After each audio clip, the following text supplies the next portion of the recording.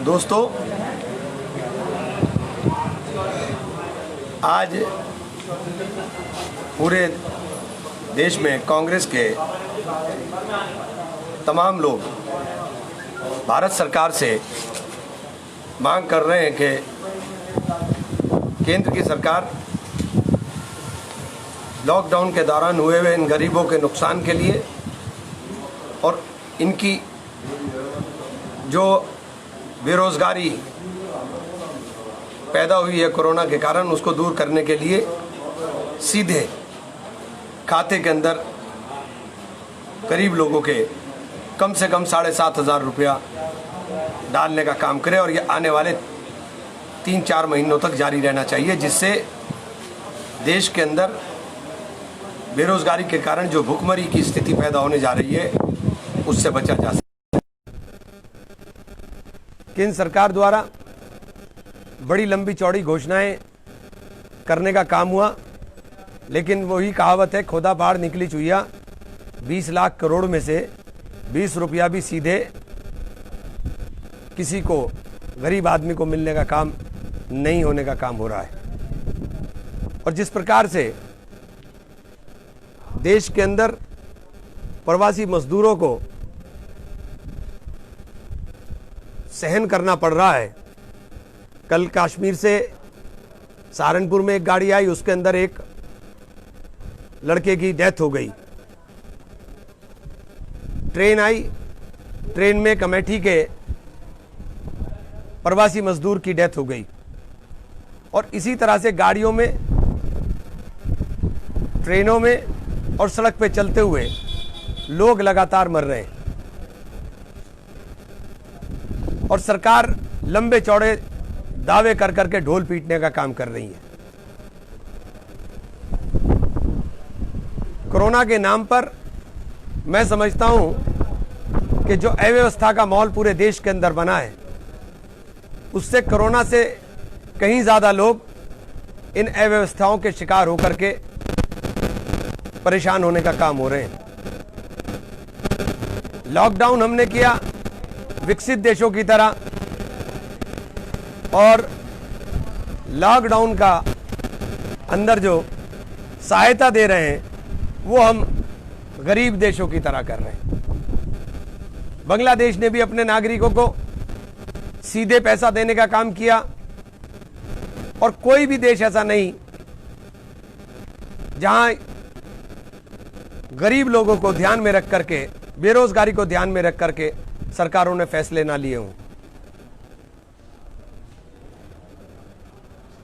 हमारे देश के प्रधानमंत्री जी, उनको ये कुछ लोगों ने समझाया कि अगर सीधे लोगों को पैसा दोगे तो आपकी रेटिंग घटेगी। प्रधानमंत्री जी, इस वक्त रेटिंग की नहीं, इस वक्त इन गरीब मजदूरों के पेट की चिंता है। इन गरीब लोगों के जो भुखमरी के कगार पर आ गए, जो बेरोजगारी आसमान को छूने का काम करेगी, उनकी चिंता है। मुख्यमंत्री जी ने, हमारे योगी जी ने बड़ा ऐलान किया कि निर्यात को प्रोत्साहन देने का काम करेंगे। प्रोत्साहन तो आप तब दोगे जब ऑर्डर होंगे। ऑर्डर ही नहीं है तो निर्यात क्या करेंगे? स्थिति बड़ी भयावह से भयावह होती जा रही है। और इन परिस्थितियों में हम लोगों ने पहले दिन से, हमारे नेता श्री राहुल गांधी जी ने, हमारी नेता श्रीमती प्रियंका गांधी जी ने सरकार को चेताने का और आगाह करने का बार बार काम किया है। लेकिन ये दुर्भाग्य है कि इतना कहने के बावजूद भी जब निर्णय लेने का नंबर आता है तो उस समय बहुत देर कर दी गई होती है। अव्यवस्थाओं का यह आलम है कि ट्रेन चलती कहीं के लिए और पहुंचती कहीं पर है। 12 घंटे का सफर 36 घंटे में, 48 घंटे के अंदर भूख प्यास से बेहाल होकर के हो रहा है।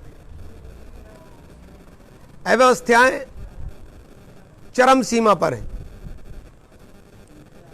और केंद्र और प्रदेश की सरकार लोगों को झुंझुना देने का काम कर रही है।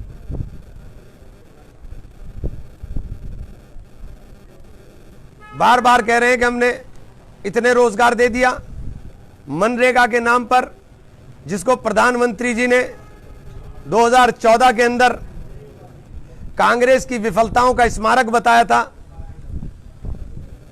आज वही मनरेगा देश के इन मजदूरों को, गरीबों को रोजगार देने का काम कर सकती है। उसके अंदर मिनिमम रोजगार की गारंटी 200 दिन की कम से कम होनी चाहिए और वेजेस को बढ़ाया जाना चाहिए। जब तक हम लोग ये काम नहीं करेंगे, जब तक देश के अंदर ये जो मजदूर है, ये जो गरीब है और जो देश के कर्णधार हैं, जो देश की ताकत है, उन लोगों के सामने रोजी रोटी का संकट दूर नहीं हो सकेगा। इसलिए कांग्रेस का, चूंकि जिस प्रकार से पूरे आप देखते हैं कि मीडिया के ऊपर इन लोगों ने कब्जा किया हुआ है, हमारी बात को कहा भी नहीं जाता। केवल सोशल मीडिया एक ऐसा प्लेटफॉर्म बचा है जहां हम अपनी बात को पूरी आजादी के साथ कह सकते हैं और आप सुन सकते हैं। और हमारा यही उद्देश्य है कि सरकार को इस संकट की घड़ी में हम लोग चेताने का काम करें। हम विपक्ष में हैं, हमारा काम आपकी कमियों को, आपकी खामियों को गिनाने का है और निश्चित रूप से हम उसको गिनाने का काम करेंगे। परसों मुख्यमंत्री जी बोल रहे थे प्रदेश के अंदर 10 लाख से ज्यादा कोरोना के पेशेंट हैं और सरकार के जो आंकड़े हैं वो 6,500 के आसपास हैं। इतना आपस में, क्योंकि सच कौन बोल रहा है यही नहीं पता है। एक तरफ आप कहते हो कि हमने 23-24 लाख मजदूरों को लाने का काम कर दिया और दूसरी तरफ कहते हो कि आने वालों में 75% महाराष्ट्र से, 25 से 30% दिल्ली से और 25% बाकी देश के दूसरे से आने वाले प्रवासी मजदूर संक्रमित हैं। तो कौन सा आंकड़ा सही है और कौन से को सही माने? इसलिए हम बार बार चेता रहे हैं और आगाह कर रहे हैं कि यह कठिन समय है और इस कठिन समय में सबको मिलकर के काम करना चाहिए। देश के लिए काम करना चाहिए, देश के नौजवान के लिए काम करना चाहिए, देश के मजदूर के लिए, कामगार के लिए। और अगर इन परिस्थितियों में हम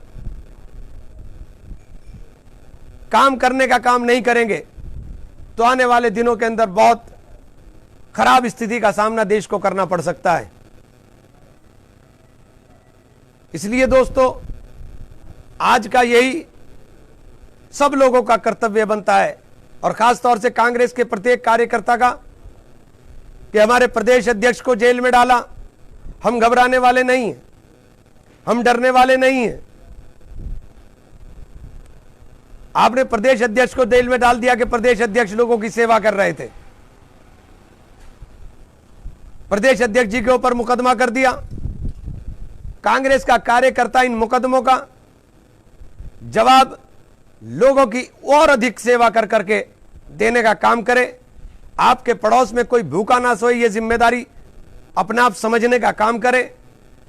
और करोड़ करोड़ कार्यकर्ता कांग्रेस का अगर इस जिम्मेदारी को निभाएगा तो निश्चित रूप से ये एक देश की बहुत बड़ी सेवा होगी। बहुत बहुत धन्यवाद।